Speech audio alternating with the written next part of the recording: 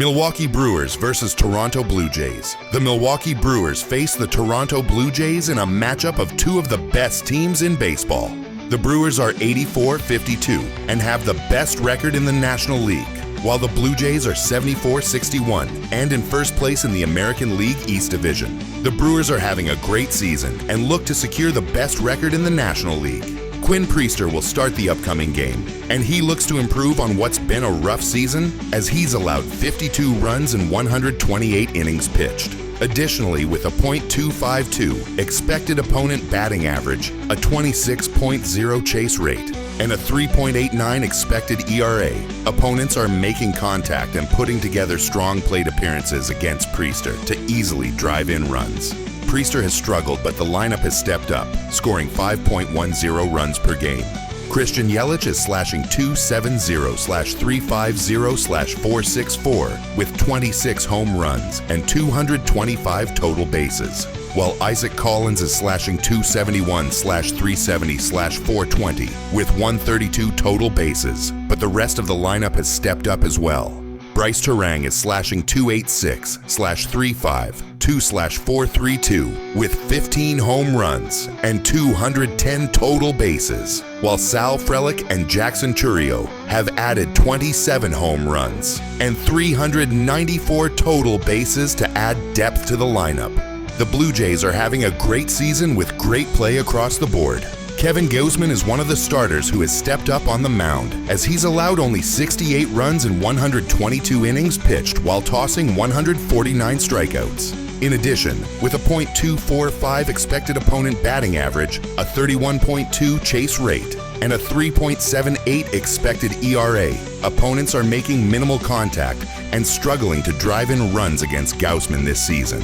Gausman has stepped up, but the lineup has carried the Blue Jays, scoring 4.96 runs per game with 26 runs in the last 4 games. George Springer is slashing .303/391/541 with 24 home runs and 211 total bases, while Vladimir Guerrero Jr. is slashing .292/389.486 with 21 home runs and 233 total bases, but the rest of the lineup has been great as well.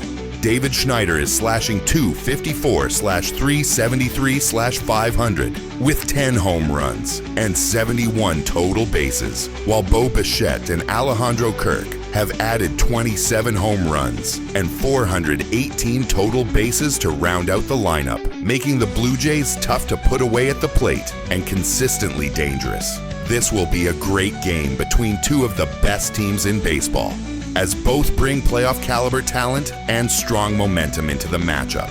The Brewers will look to pull off the upset, but the Blue Jays counter with one of their best pitchers on the mound and will try to take control of the game right from the first inning.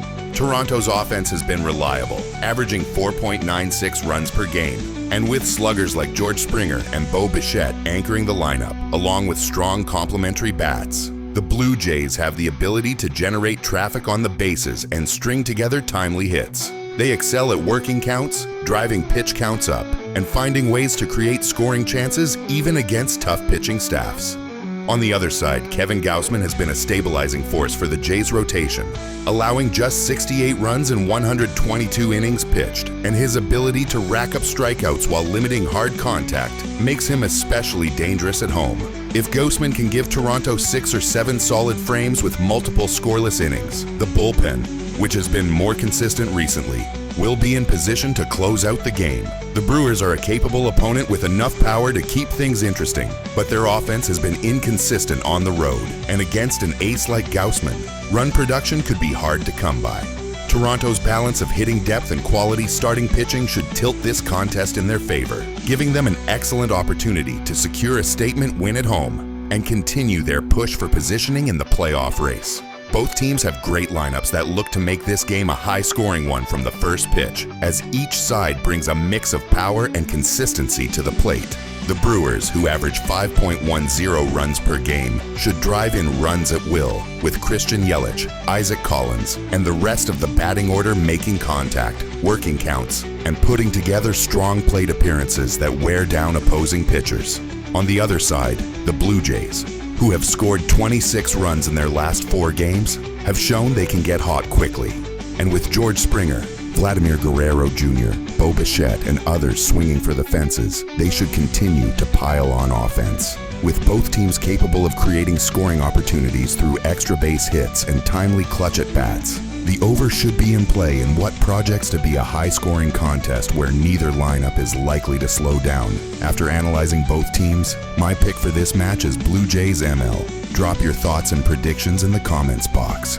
Atlanta Braves versus Philadelphia Phillies. The Atlanta Braves, 61-73, and the Philadelphia Phillies, 77-57, will play their third of a 4-game series on Saturday in the NL East. The first game was played on Thursday with the Phillies winning 19-4. The second game was played Friday night.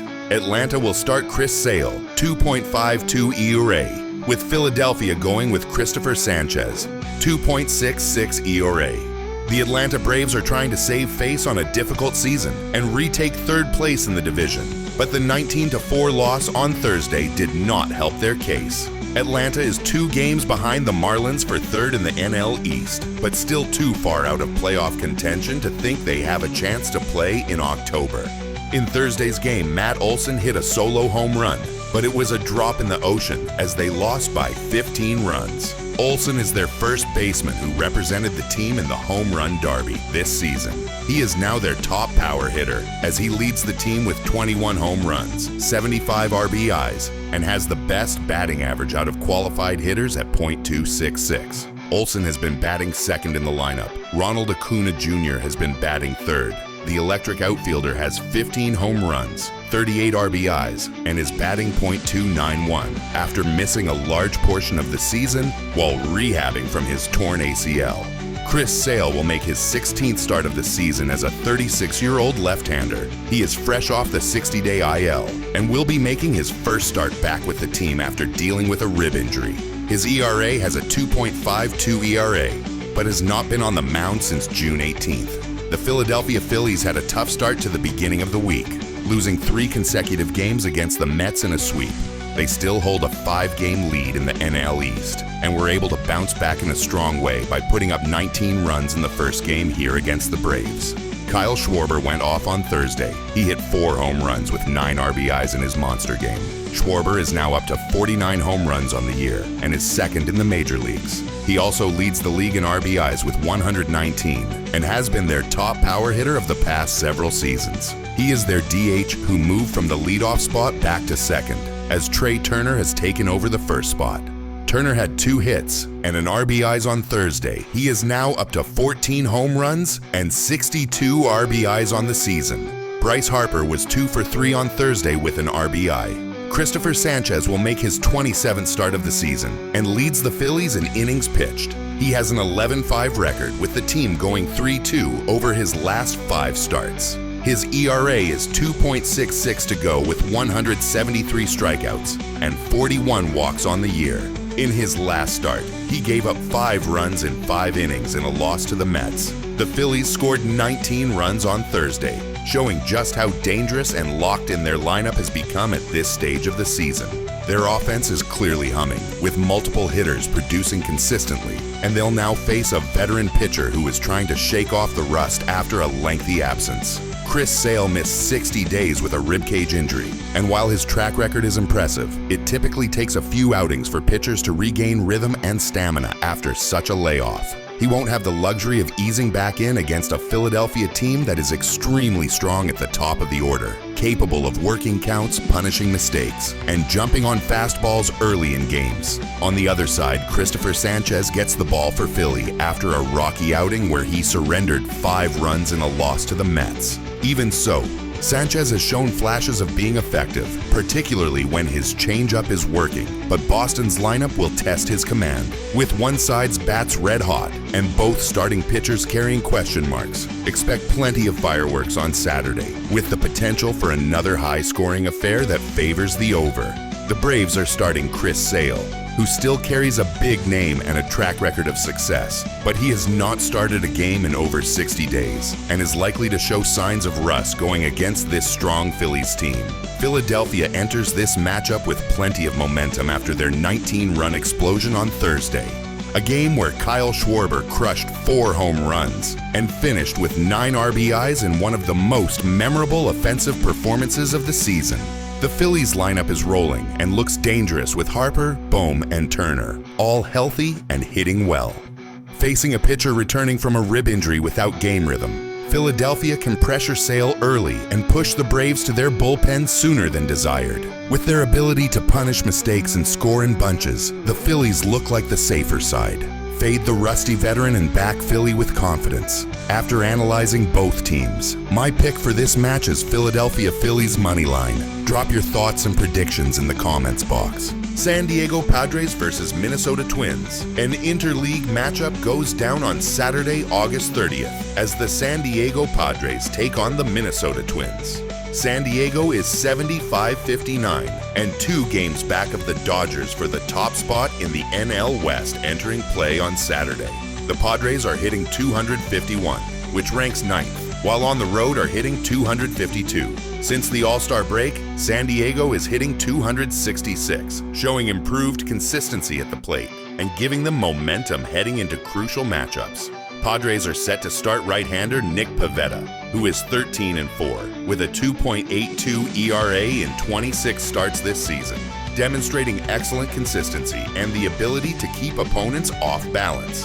In his last outing, he went 6 innings, allowing 2 runs against the Dodgers, showing he can perform well against strong lineups. In his career against the Twins, he's 2-1 with a 6.19 ERA, indicating some past struggles, though his current form suggests he's much improved.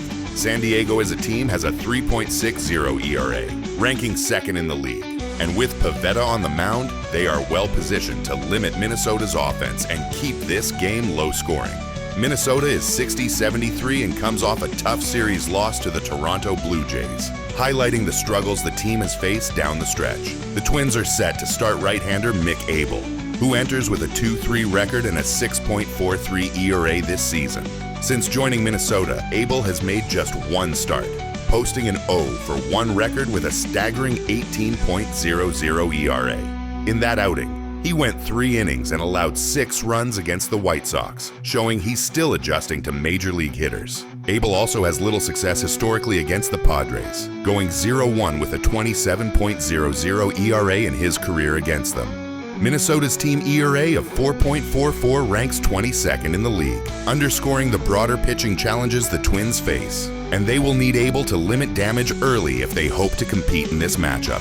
Twins, meanwhile, are hitting 238 overall, which ranks 23rd in the league. While at home, they've been slightly better, hitting 246.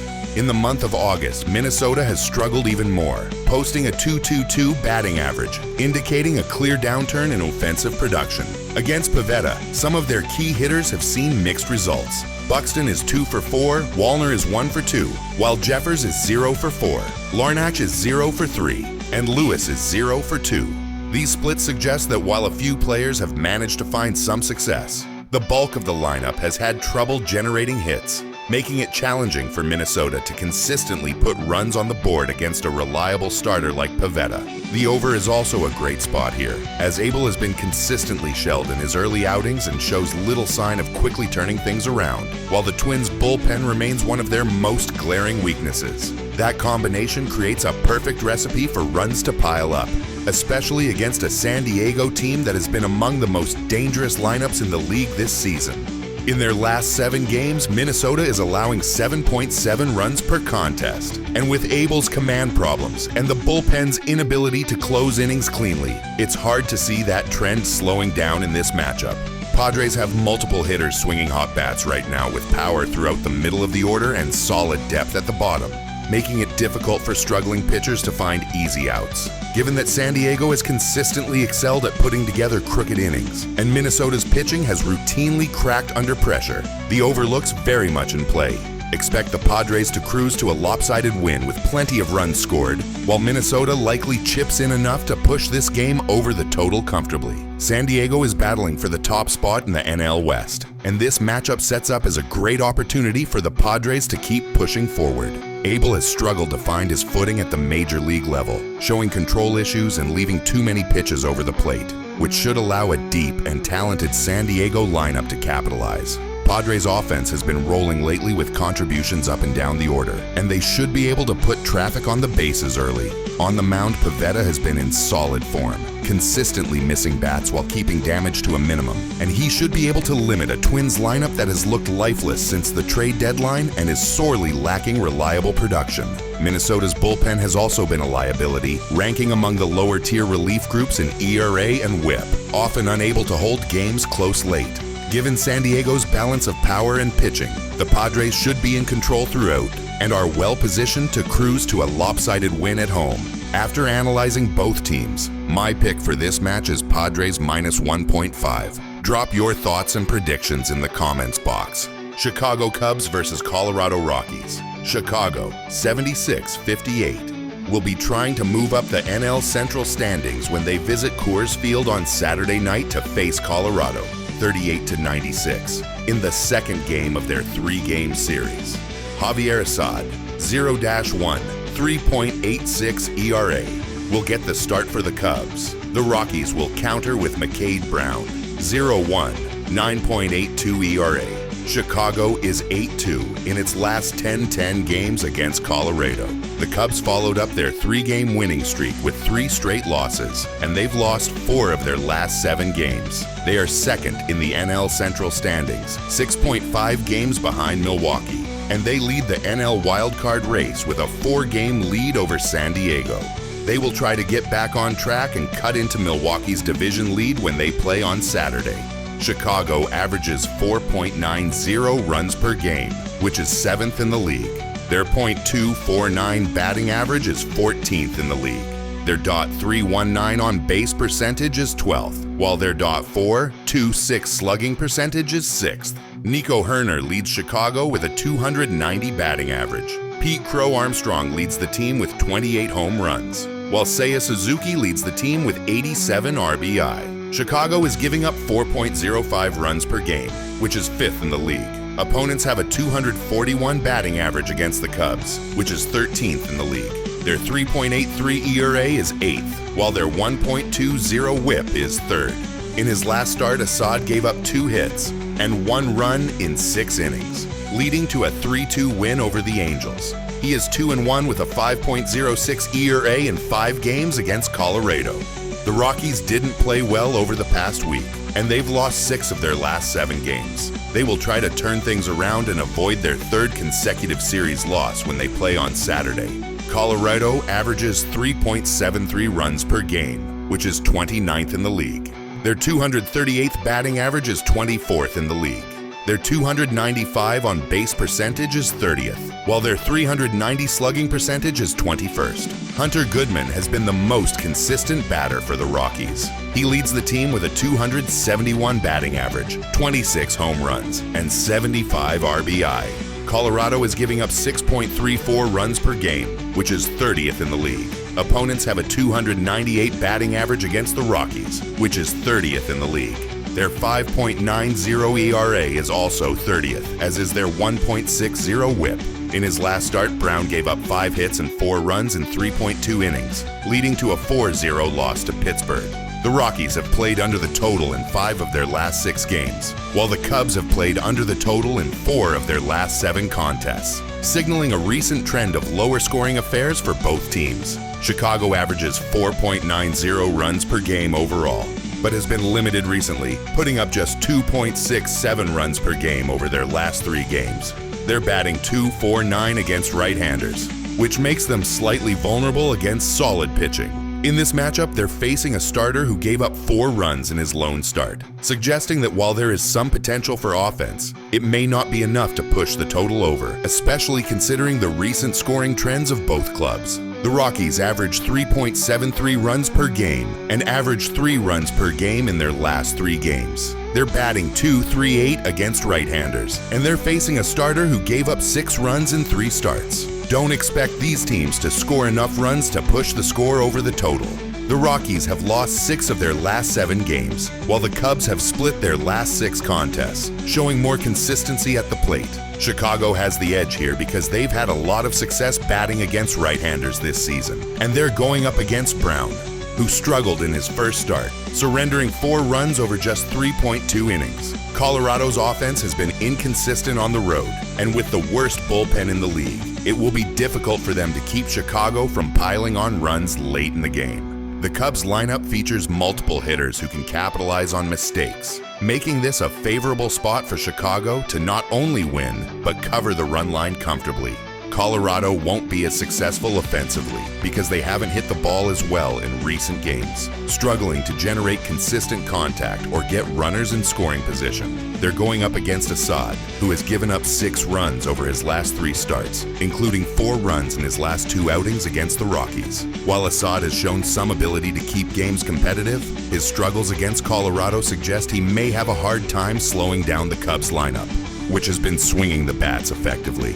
With the Cubs hitters seeing the ball well and Assad's recent difficulties, Colorado's offense is likely to face significant challenges putting runs on the board. After analyzing both teams, my pick for this match is Chicago Cubs ML. Drop your thoughts and predictions in the comments box.